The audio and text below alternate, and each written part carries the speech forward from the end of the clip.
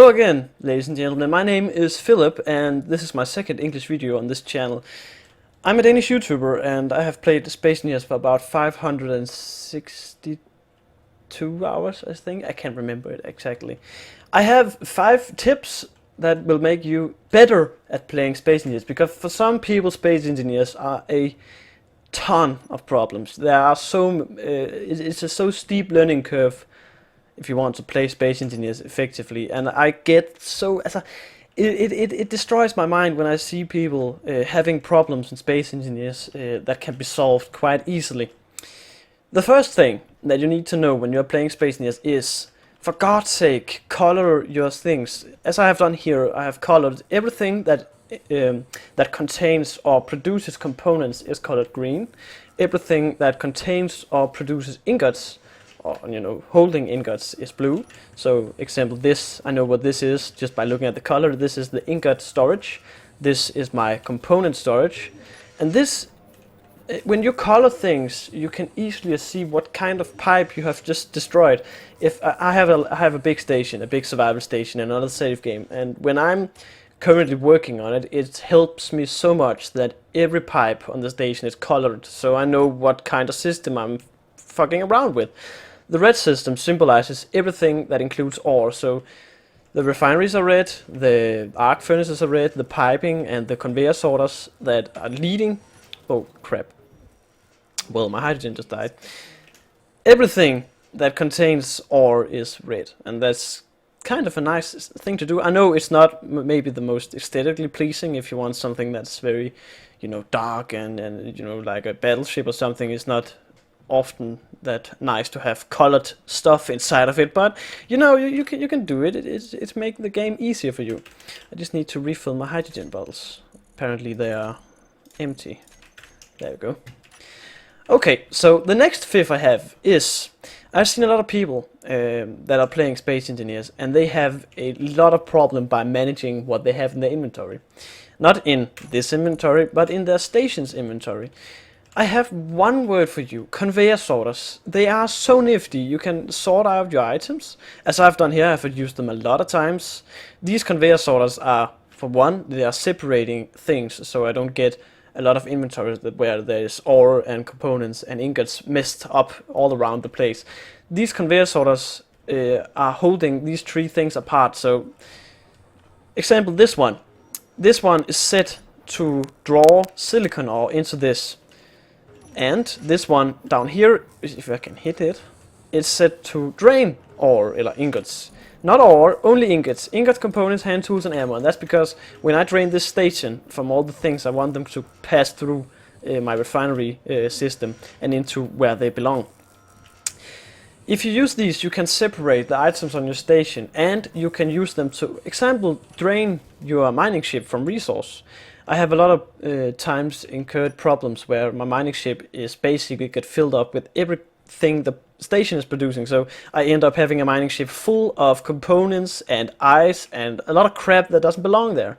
So I have fitted on my mining ship, it's standard now, every time I make a mining ship I always fit a conveyor sorter that is set up to drain the mining ship from ores. So as soon as I connect it, it will drain the whole ship from ores. Not ingots, because then you will drain your uranium storage, and that will not be good on the mining ship. By the way, this mining ship is available for download. Watch my first video on this channel. You can get a download link on the Steam Workshop for this one. The second thing I have seen a lot of people do is they are having a large ship with a lot of airlocks, a lot of doors. I cannot show it here because I do not have any doors. Exactly, I have some doors, the standard doors. This is actually a very beautiful door design. A lot of people, when they're having a station or a big ship, they encounter the problem where they get out of the ship and then forget to close the inner door. If they have an airlock, they forget to close the inner door. And that leaves you with a giant problem, because as soon as you open this door, you're going to depressurize the whole ship, and that's not good, because in space, ice is not the easiest to get. On planets is quite simple. You just have to go to a lake right there, example. But I've seen a lot of people encounter this problem where they have a ship and they end up depressurizing the half of it because they do not close the doors after themselves. So therefore, I cannot show it right now, but it's just a word advice. make a button anywhere on the ship. You can make a lot. I guess you have a lot of button panels on your ship to close and open hangar doors or activating lighting or anything. For God's sake, make a group that is just called all the doors, and then when you hit a button, it's set to close all doors in the whole station or ship or whatever you have. That's just so practical, because when I'm running around, I have a large ship. I will show you in another episode if you want to. I have a giant survival UFO, and when I'm running around, I forget to close the doors. And then when I want to get into the station again, I need to find the door manually through the control panel, and that's a pain in the ass. So all places in my giant survival UFO, I have a button panel that just closes all the doors. And I think that's brilliant. That's a good advice for everyone out there. Another thing. The fourth. I'm again to the fourth. The fourth advice is when you are making refineries, then trying to separate what they get, so you don't end up with. If I'll give you an example. If I go out in the big mining ship and mine like 2.5 million iron ore, I put this into the system. All the refineries is going to get completely filled up with iron ore. If I then mine some nickel ore because I need it right away to build something, I can't put it in because all the refineries are full with iron ore. So I need to wait or move it around, or do a lot of things to get that nickel ore through the system.